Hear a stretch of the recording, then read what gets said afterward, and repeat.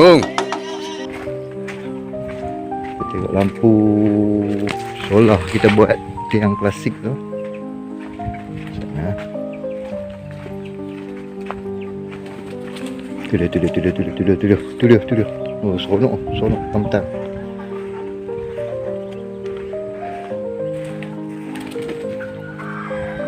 Tu dia. InsyaAllah nanti dah siap ni malam kita akan buat live kat sini lah. Untuk lampu solar ni. Eloknya kita order itu yang besar tu. Dia main kecil sikit. Apalah. Nanti kita order lebih besar. Mudah-mudahan terang elok lah Oh, tu dia. Tiang dia. Sebab kat situ kita nak buat telaga tu, tapak dekat meja tu. So kita dah set lah untuk lampu solar ni. Nanti sedap lah malam-malam boleh buat live kat sini. Lama kita tak buat live kat sini kan. Dia tu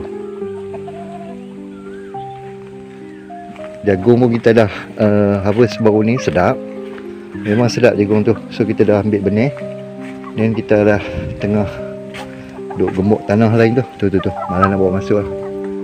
Tu tomato kita dah ubah apa semua, insyaAllah. Kali ni boleh ambil lagi. Dapat juga rezeki. Kawan-kawan semua boleh makan, ramai boleh makan. Alright, dah siap.